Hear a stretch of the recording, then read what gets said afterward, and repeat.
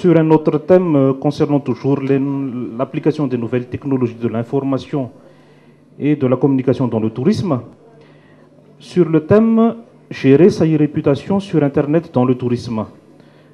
Notre intervenant sera Monsieur Thierry Ratizena. Donc bonjour à tous déjà, vous qui êtes présents à ce salon ITM. On va tout de suite enchaîner sur un thème qui est la suite logique de la présentation tout à l'heure de Monsieur Joël Randumandrant, puisque j'ai remarqué qu'il avait fait une présentation assez complète de tout ce qui est tourisme en ligne, de tout ce qui est e-tourisme,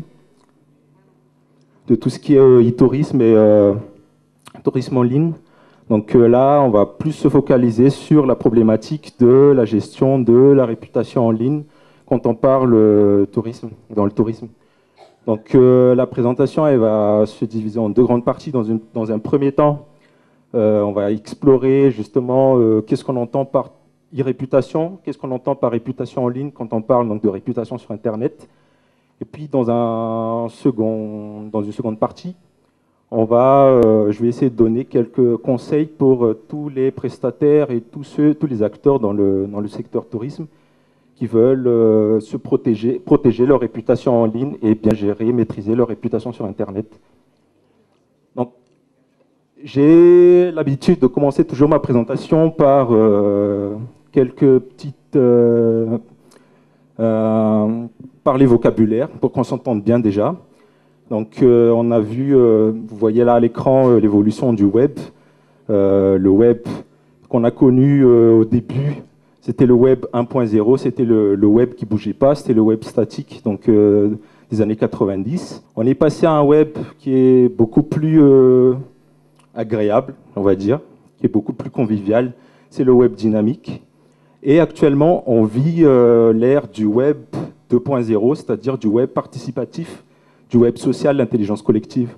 Donc le web social parce que ce web-là, il n'existe pas s'il n'y avait pas les internautes, les gens qui sont sur Internet, qui mettent du contenu et qui interagissent avec d'autres individus. C'est la dimension sociale justement du web. Donc après, il y a des experts qui s'entendent à dire qu'on rentre progressivement dans l'ère du web 3.0, c'est-à-dire du web intelligent, du web sémantique. J'ai pris une définition du web social, puisque moi-même, je me définis comme étant un consultant en stratégie web sociale. Donc le web social, c'est une définition que j'ai tirée de l'encyclopédie en ligne Wikipédia, fait référence à une vision d'Internet considérée comme un espace de socialisation, un lieu dont l'une de ses fonctions principales est de faire interagir les utilisateurs entre eux, afin d'assurer une production continuelle de contenu et non plus uniquement la distribution de documents. Donc, il y a certains mots-clés qui sont intéressants à explorer ici, c'est que c'est un espace où il y a des individus qui interagissent entre eux. Donc, le web actuel, c'est fait d'une personne, par exemple, qui s'inscrit sur un réseau social, qui va essayer d'interagir, de vouloir discuter, par exemple, si c'est le principe du réseau social qu'on va prendre, avec une autre personne. Et ce web social-là, il intègre plusieurs... il se présente de plusieurs manières. Dans le web, actuellement, le web social, il ressemble à peu près à ça.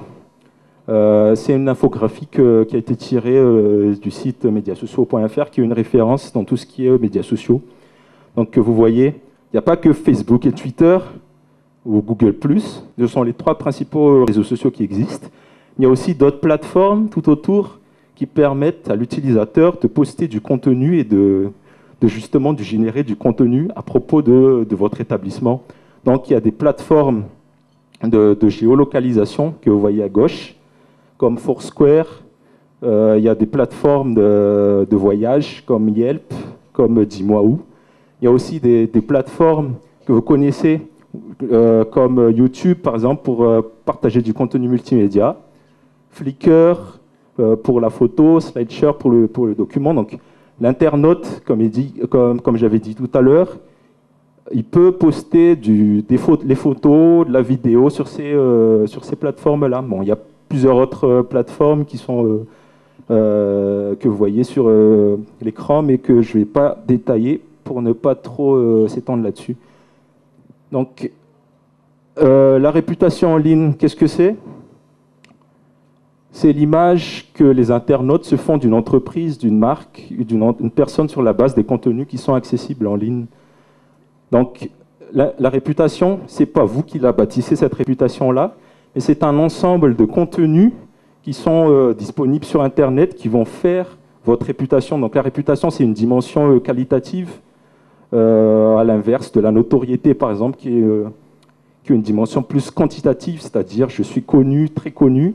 La réputation, elle est soit bonne ou mauvaise.